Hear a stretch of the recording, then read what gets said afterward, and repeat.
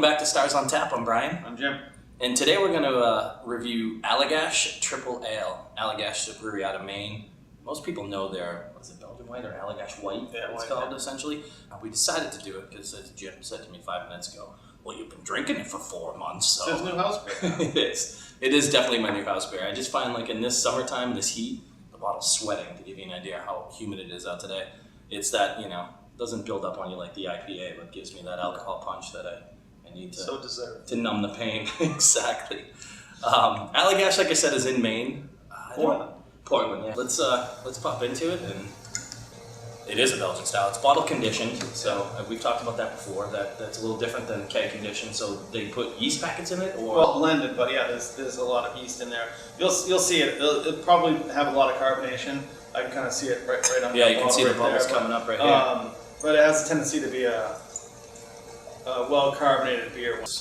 A straw yellow, kind of a hint of like kind of orangey, golden sunshine almost. But it's nice. Yeah. Real deep white head on that.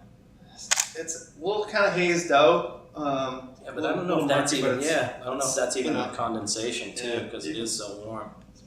But it's definitely hazed out. Your nose was a little flat for me, but as you agitate it, you can kind of get that. It's kind of fruity, kind of flavors to it. Some definitely like lemon zest almost. Yeah, a little citrus. And then maybe you get a little bit of kind of tropical fruit back there. Yeah. Mango, passion fruit, dragon fruit. It just smells like it's going to be super crisp and easy drinking, but then you realize that it's a 9% alcohol beer, so. Yeah. It's got some legs on it. We seem to always do the big boys, and I don't know if that's because of me or you or a combination, but I think it's mostly you. Yeah, probably. But it smells delicious. It smells great. It does. So let's give it a taste. All right. Cheers. Cheers.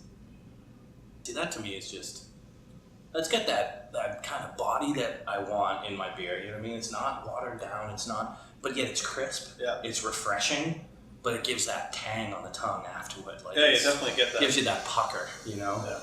It's very good. It does have a full bodiness to it, but it's crisp and clean at the same time. There's a little bit of kind of sweetness, kind of a sugary kind of film at the end. Which might be attributed to the whatever, is it the malt that would kind of bring that out? I think they actually add sugar. Add sugar. Yeah, in order to get it ramped up to 9.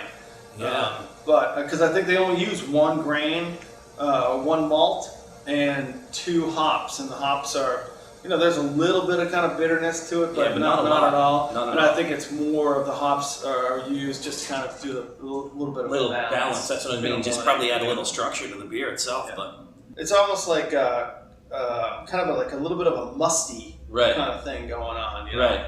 Which I know a lot of the farmhouse style ales, basically we just had Saison Brett on tap at Stars, and it was really kind of an interesting word or a way to describe it, but they call that funk, farmhouse funk. Yeah. And I know in wine they call that terroir, where you can really kind of tell the difference from one region to the other of that funk. There's a little bit of the soil and things like that. Right. It's a probably house yeast that they use all the time. Right. So that's kind of a signature. Because like we've said before, and if you haven't watched any of the videos, they clean. Watch them. No shit. They clean and wash their yeast, right? Yeah. So the yeast is something that gets reused. It's personal. Yeah, it's personal. You love it. I do. I really like this beer. Pepperiness too. Yeah, there's a little peppery, little coriander kind of in there, a little spicy. And this is the perfect and we're getting off. We're gonna get to the rating, but it's the perfect pair it up with the barbecue grill, seafood on the grill, whatever. It's the perfect barbecue beer in my opinion. Yeah. Get away from the Bud Lights and all that swag. Drink real good beers. The barley pops just don't cut it. Life's short. Life's short. Drink well. Exactly. I like that.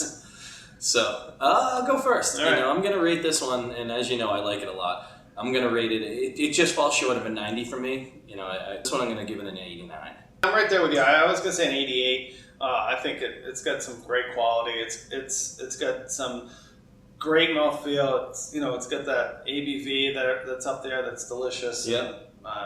It's just a winner for me. I mean, it's a great, and it's available year round too. Yeah. And the Allagash does a nice job. So, well, 88, 89. And thanks, guys. We'll see you at Stars. I was telling Jim I got a log of this in today, so you'll see it on tap. I'll have it on for a little while because it is my beer of choice right now. Great. Cheers.